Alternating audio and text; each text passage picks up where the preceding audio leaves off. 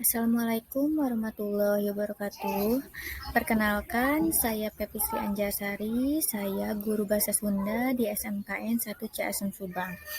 Pada kali ini saya akan menjelaskan materi di kelas 10, yaitu mengenai tarjamahan atau dalam bahasa Indonesia itu terjemahan atau alih bahasa. Slide pertama di sini ada tujuan pembelajaran. 3.1 Menganalisis aspek kebahasaan dan rasa bahasa teks terjemahan. 4.1-nya menerjemahkan teks ke dalam bahasa Sunda atau sebaliknya dengan memperhatikan aspek kebahasaan dan rasa bahasa. Nah, kita langsung saja masuk pada materi. Terjemahan biasa disebut alih bahasa atau alih bahasa. Dina bahasa Inggris mah disebut translation atau translate. Nah, terjemahan teh nyaeta ngarobah hiji basa ka basa sejen, tapi henteu ngarobah harti jeung maksudna siga kumaha gitu. Jadi anu ngabentenkeun mah mung bahasana hungkul, ari harti jeung maksudna mah angger eta-eta keneh. Nah, cara efektif dina narjamahkeun basa Sunda teh lain per kecap atau per kata, tapi per inti kalimat. Mirip jeung narjamahkeun dina bahasa Inggris. Nah, lamun misalkan orang narjamahkeun make Google Translate, eta pasti bakal rancu. Kitu oge bahasa Sunda lamun misalkan narjamahkeun secara perkecap eta bakal rancu oge.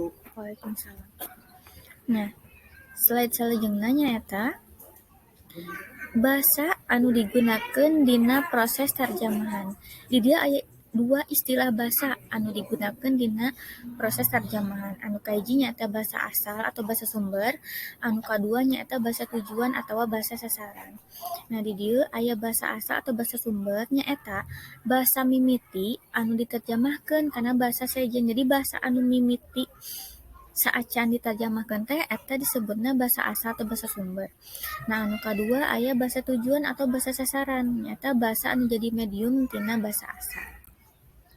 Nah, sangkan teu bingungnya di dieu aya contoh dina terjemahan. Kalimat kahiji aya tina kalimat bahasa Indonesia, kalimat kaduana tina bahasa Sunda. Kalimat kahijina nyaeta ibu pergi ke pasar dalam bahasa Indonesia. Anu kadua ibu angkat ka pasar dina bahasa Sunda. Nah, tina contoh di luhur katingali yen proses tarjamahan teh henteu ngarobah harti jeung maksud. Kana naon nu rek ditepikeun. Dua kalimat di luhur miboga harti pergi ke suatu tempat. Jadi anu bahasa Indonesia hartina pergi ke suatu tempat, anu bahasa Sunda ge sami. Nah, dina kalimat di luhur bahasa Indonesia teh mangrupa bahasa asal atau bahasa sumber, sedangkan bahasa Sunda mangrupa bahasa tujuan. Terus di dia aya proses narjamahkeun. Nurutkeun Nida jeung Treber, proses narjamahkeun nyaeta dihandap ieu. Aya 3 proses narjamahkeun.